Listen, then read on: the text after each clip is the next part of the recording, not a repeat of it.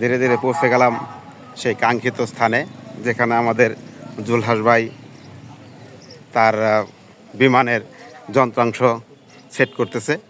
আমরা এখন আছি জাফরগঞ্জ বাজারের দুধ বাজার এলাকায়। সেই বাজারের ভিতরে অংশে তার প্লেনের বিভিন্ন অংশ সেট করে দর্শনার্থীদের দেখার ব্যবস্থা করে দিচ্ছে। জানি না আজকে সে আকাশে উড়বে কিনা। তো আমরা আকাশে উড়বে এইটা দেখার জন্য আমরা এখানে এসে পৌঁছেছি। আমরাও দেখতে থাকি, দর্শক যারা আছেন আপনারাও দেখতে থাকেন।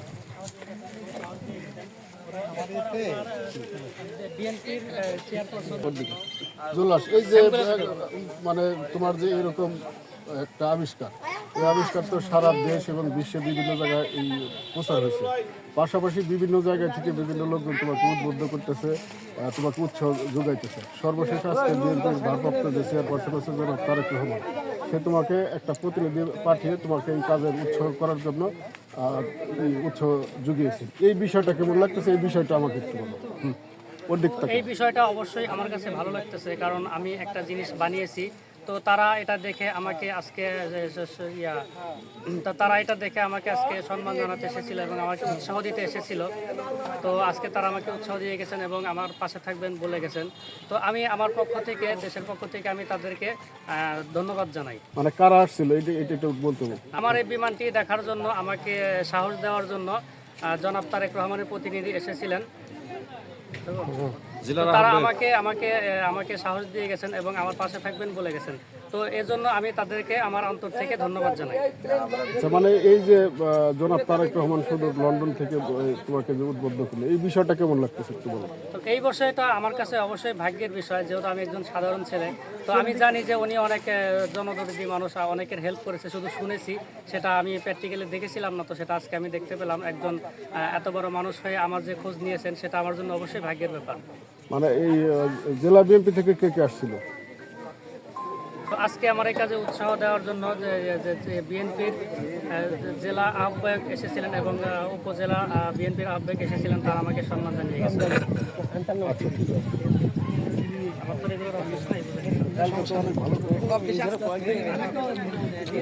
আমরা এর মধ্যেই দেখাচ্ছি ভিডিওটা সুন্দর।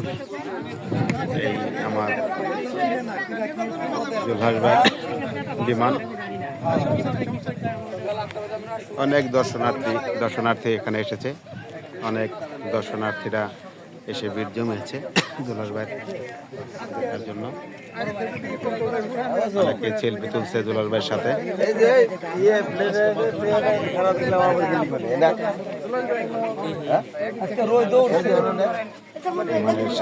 লেখা আছে আল্লাহু আকবার, আল্লাহু আকবার। রাকিব কই তুমি? তোমার তো আমি পাইতেছি না, আমি উতুল ডাক্তার পিছন দিলাম, তোমার খুঁজে পাই না। রোজাদার ব্যক্তি তুমি, আসছো এত কষ্ট করে এই আয়োজনের মধ্যে। আলহামদুলিল্লাহ, জুলহাস ভাইয়ের আবিষ্কারটা অনেক।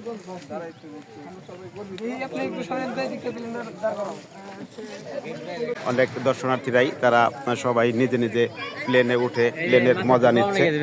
এখানে দর্শনার্থীদের ওঠারও সুযোগ করে দিয়েছে, এজন্য সবাইকে ধন্যবাদ জানাচ্ছি এবং এই জুলহাস ভাইকে ধন্যবাদ জানাচ্ছি যে দর্শকদের সে দেখার সুযোগ করে দিয়েছে এবং দর্শকরা ইচ্ছা করে সে পাইলটের সিটে বসেও ছবি তুলতে পারছে।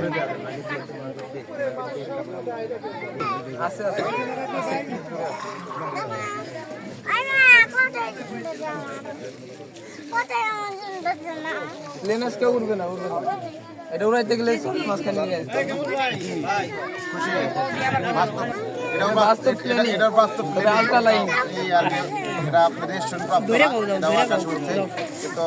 জীবনে যে রানিং যে প্লেনগুলো আকাশে উঠে সেটা মতো ওরা সুযোগ পায় না, কখনো পাবো বলে জানি না।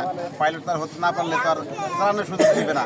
তবে জুলহাস ভাইকে ধন্যবাদ জানাই, তার এই প্লেনের মাধ্যমে আমি এই প্লেনের পাইলটের সিটে বসে চালানোর যে আনন্দ সেইটা উপভোগ করছি। এই জন্য জুলহাস ভাইকে ধন্যবাদ জানাচ্ছি। ভালো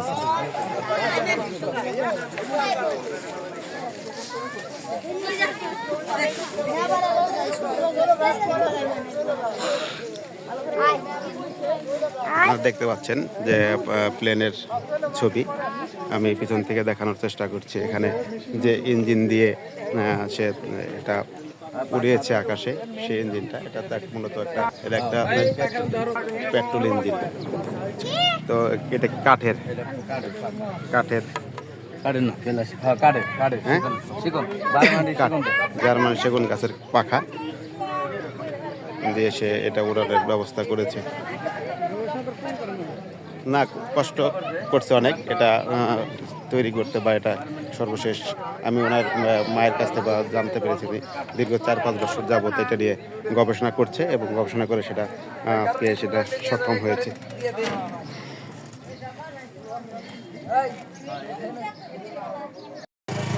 মানিকগঞ্জের জাফরগঞ্জ তথা ষাটগড় তেওতা চরবিল এলাকার এক প্রত্যন্ত অঞ্চলের থেকে বেড়ে ওঠা এই জুলহাস ভাই যে তার কৃতিত্ব, তার যে মেধা, তার বিকাশ ঘটিয়েছে একটা এরোপ্লেনের মাধ্যমে।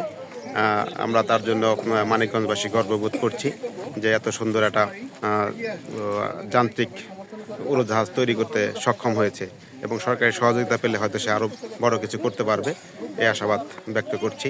সরকারের অনুদানের সরকারের সহযোগিতা তার পাশে থাকলে সে দেশের জন্য ভালো কিছু উপহার দিতে পারবে। ধন্যবাদ।